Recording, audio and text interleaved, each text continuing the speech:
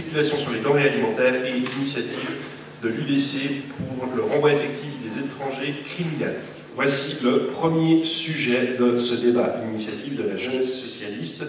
Pas de spéculation sur les denrées alimentaires. Donc, je m'appelle Lisa Mazzone, j'ai 28 ans, j'ai étudié au collège André Chaval, donc j'étais ici, et j'ai ensuite fait des études de lettres à l'Université de Genève, et puis ça fait quelques années que je suis engagée en politique, chez les Verts, Genevois, et après être passée par le conseil municipal du Grand Saconnet, le Grand Conseil dans le canton de Genève. J'ai été élue en octobre dernier au Parlement fédéral, au Conseil national. Donc je suis la Benjamine du Conseil national. Je m'appelle François Clément, j'ai fait un apprentissage de génie civil ici à Genève au CEPTA, un bâtiment bien plus pourri que celui-là. Je suis maintenant conducteur de travaux et vice-secrétaire central des jeunesses socialistes suisses et je m'occupe de cette initiative sur le plan de la campagne nationale. Bonjour, Alain Jeunecamp, j'ai fait un apprentissage en banque à l'époque où c'était encore à Nicolas Bouvier et pas tout centralisé à André Chavannes.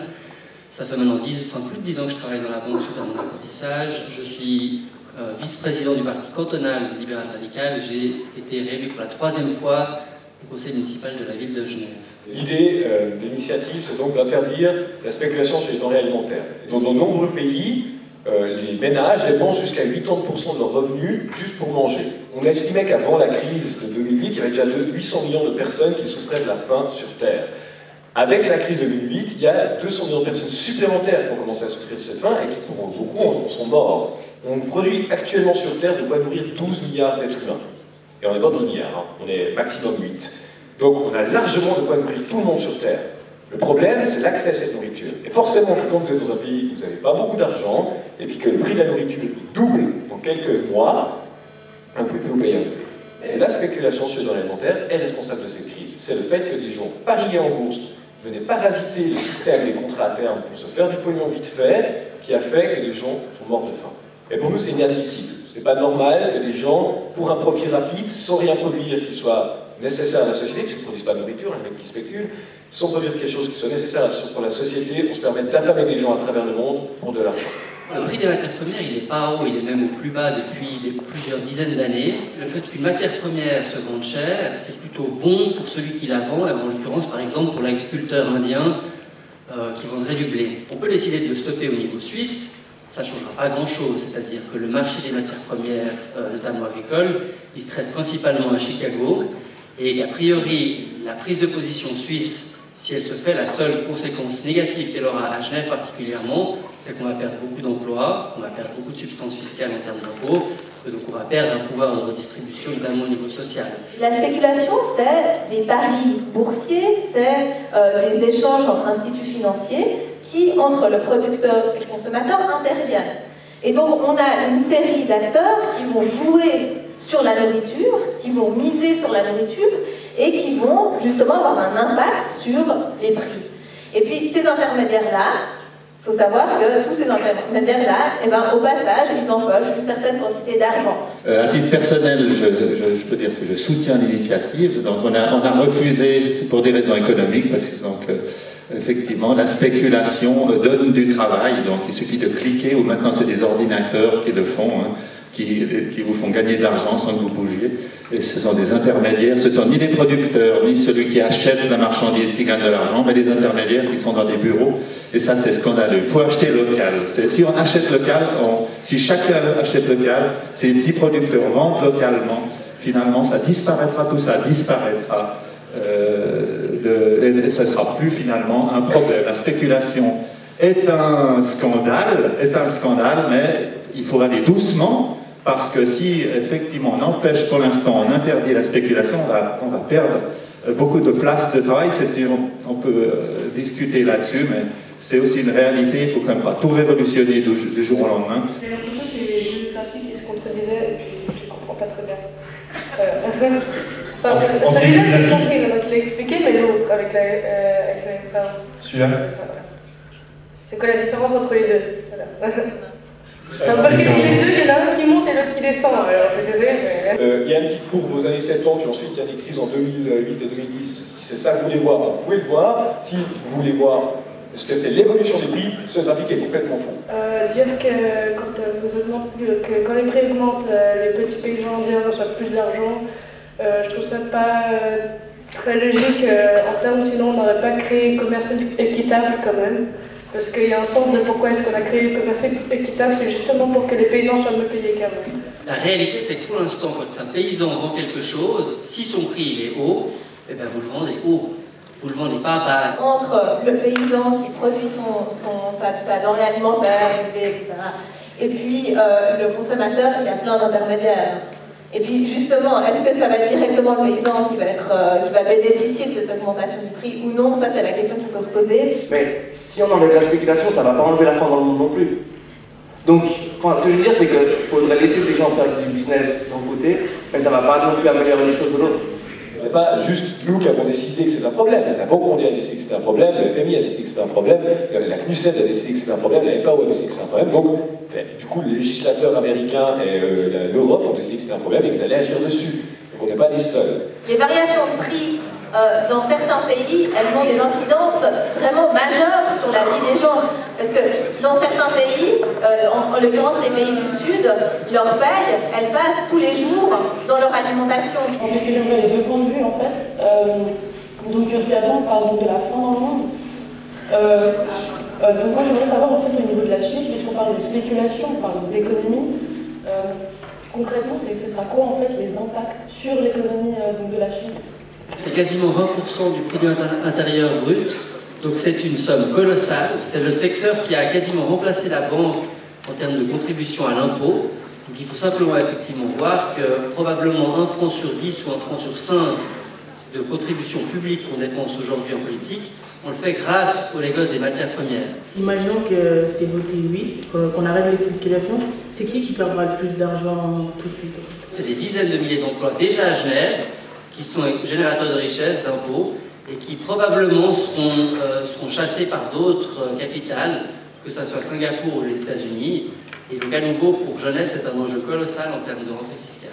La spéculation sur les denrées alimentaires participe à créer des famines, même les amplifie et crée ces famines pour certains cas, notamment les années 2017-2008. En plus, elle nuit à l'agriculture en Suisse. Ça ne réglera pas le problème de la faim dans le monde, parce que ça nous fera perdre une substance fiscale qui est extrêmement importante actuellement, notamment selon les finances publiques à Genève et en Suisse. L'UDC, en majorité, a décidé de voter non pour des raisons économiques. Effectivement, il faut faire très attention de ne pas mettre à la porte des milliers de personnes à Genève du jour au lendemain. Donc aujourd'hui, la question c'est, chaque vie compte, est-ce que la Suisse doit ou non participer à un business qui met des vies humaines en danger? Le renvoi des étrangers criminels. Il faut savoir qu'un criminel, un délinquant, lorsqu'il fait métier, on dit, de ses crimes, se fait attraper en général déjà une fois sur 6, une fois sur 10. C'est-à-dire que lorsqu'il se fait attraper pour un délit, il a créé environ une dizaine de victimes. Le renvoi d'un criminel, donc, évite énormément de souffrance aux gens. Même une petite, en guillemets, agression n'est jamais il n'y a pas de petit délit pour une victime, jamais de la vie. Donc, même si l'initiative a des défauts, cette initiative est là pour protéger les victimes. On a une première initiative pour le renvoi de criminels dans le cas de délits graves et dangereux. Et puis on a une deuxième, 2012, initiative qui fait une liste de délits où on introduit nouveauté, la possibilité de renvoyer des gens sur des délits mineurs. Pourquoi une mesure aussi radicale de renvoyer des personnes qui habitent ici depuis très longtemps dans d'autres pays, dans leur pays d'origine? Ils habitent ici depuis, je ne sais pas, leur naissance. Et puis, si ces personnes commettent un crime, pourquoi est-ce qu'il n'y a pas d'autres mesures pour pouvoir mettre en ordre, je ne sais pas. Ouais. Eh ben, si vous êtes dans un autre pays, vous commettez un délit, si vous êtes étranger, je crois que vous êtes vite renvoyé. Et en Suisse, on a cette espèce de tolérance. Donc pour vous, c'est une mesure de prévention, c'est ça? Prévention, curative et préventive. C'est vrai que ce qui vous choque probablement, et nous aussi, c'est les questions de proportionnalité. Normalement, le juge devrait pouvoir dire, en fonction des cas, quelle est la peine qu'il estime être la plus efficace et la plus juste. Et c'est ça qui est extrêmement problématique. On retire au juge la capacité d'appréciation par rapport à la personne qui doit condamner. Pourquoi les criminels sont représentés sur votre affiche comme des moutons noirs. C'est une expression, hein. Si vous parlez des moutons noirs dans la famille, c'est celui qui ne respecte pas les règles, celui qui fait des bêtises et tout, c'est le mouton noir. C'est des expressions, hein. Dark Vador est noir, il y a l'ange noir, j'y peux rien si... Voilà, tout ce qui est noir représente le sombre, tout ce qui est blanc représente la pureté, mais effectivement, on aurait pu mettre un mouton rose. Moi, je suis étrangère, je suis d'origine étrangère, mais je suis née ici, et j'ai une mentalité suisse. Vous auriez quoi à répondre à cet argument qu'elle avait proposé? Voilà, bah, ceux qui disent normalement ici, ils ne commettent pas de délit, il y a des limites à ne pas dépasser. Je veux dire, du moment que vous commettez un délit, bah, de l'autre côté, il y a quelqu'un qui subit le délit. Effectivement, les Suisses commettent des délits, bien évidemment, et je pense que j'ai déjà fait un excès de vitesse dans ma vie, voire plusieurs, c'est quelque chose qui arrive. Je veux dire, ça veut dire qu'un mec qui fait des fois un excès de vitesse et une fois répond faux à une déclaration pour l'aide sociale, bah, il est renvoyé, alors que c'est pas un méchant criminel qui a fait des victimes. La caricature extrême, hein. La plupart des escroqueries à l'aide sociale sont réglées de manière à l'amiable, c'est-à-dire que le SPIC général, les services sociaux trouvent un arrangement avec la personne pour qu'elle rembourse. Un renvoi automatique, c'est justement bafouer complètement la possibilité d'être entendue par un juge. On nous propose la double peine, c'est-à-dire que la personne, elle est jamais... En fait, l'effet de la justice n'a pas lieu. Il ne profite pas de la justice, parce qu'à la fin de sa peine, il est simplement renvoyé. Est-ce que vous auriez des chiffres sur la population totale? Quel pourcentage n'a pas le passeport suisse? Et sur le nombre de crimes total, quel pourcentage est commis par les étrangers qui n'ont pas ce passeport suisse? À Genève, à la prison de Chandelion, il y a 92,6% de détenus qui sont des étrangers. Et puis ici, je ne vois pas le fait qu'on renvoie les criminels sans les avoir jugés.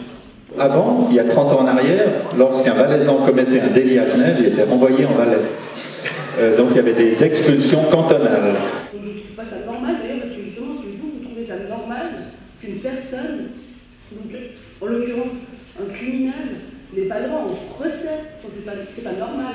Déjà, il n'y a pas d'expulsion sans procès, je ne sais pas d'où ça sort, ça. Et aussi, vous parlez de mentalité suisse. Une mentalité suisse, justement, pour moi, c'est quelqu'un, en l'occurrence, c'est peut-être pas de là, mais c'est le mouton blanc qui prend le mouton noir à justement donc, pardonner, à s'intégrer, pas à l'envoyer. Non, il y a quand même des limites à mettre, des règles à respecter. Ces gens qui sont là ont une mentalité, ils ne veulent pas respecter les règles, et ben ils retournent chez eux et ils verront bien comment ça se passe chez eux. Et qu'est-ce qu'ils disent que ce sont des étrangers? Quelqu'un qui est là depuis des années, en général, il ne commet pas de délit. Je veux dire, à un moment donné, il s'intègre en Suisse. Et puis, ils ne commettent pas de délits. S'ils continuent à commettre les délits, c'est qu'il n'a pas compris la vie en communauté. Comment se passe la vie en communauté, comment sont nos règles. Je voulais dire surtout qu'il y a des personnes qui sont obligées de fuir leur pays pour des raisons économiques ou quoi que ce soit. Elles se retrouvent dans un pays où c'est pas facile de vivre parce que la vie est chère. Et trouver un travail ici, c'est hyper dur. Et donc vous disiez que quand on commet un délit, je pense que genre... il y en a qui n'ont pas vraiment le choix de commettre un délit. Elles se disent que pour vivre, elles sont obligées c'est le seul moyen de gagner de l'argent plus facilement. Je m'immisce totalement dans cette théorie comme quoi les gens sont obligés de commettre des délits. Je dis pas obligé, je dis mais la vie est chère ici. Je dis justement. Donc la vie est chère, donc il faut voler. Non, je dis pas qu'il faut voler.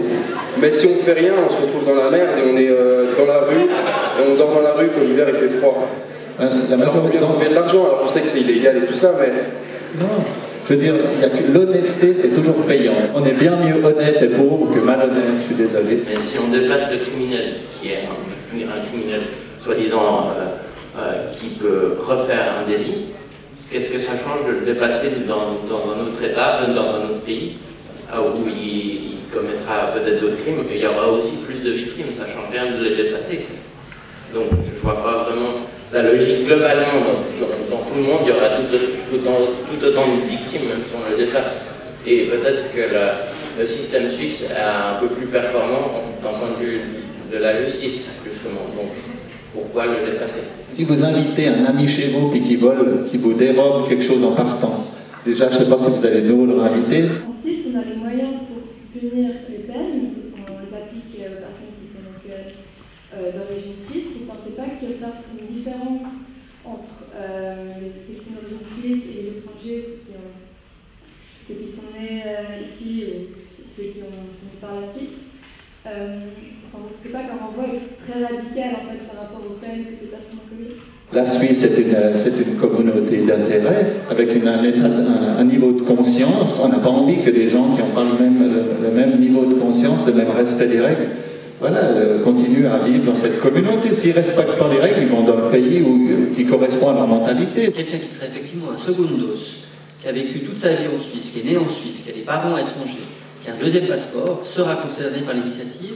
Et c'est parfaitement injuste de mettre dans le même panier tous les étrangers, quels qu'ils soient. La tolérance pour les gens honnêtes qui font des erreurs, oui, mais pas pour des gens qui commettent des délits et qui provoquent des victimes. Donc je vous invite à protéger la population, à dire oui, et je suis le seul à le dire, mais je vous le dis avec conviction et expérience, à dire oui à cette initiative, et de ne pas voter contre l'UDC, mais de voter contre les criminels. Merci, n'oubliez pas de voter et bonne journée.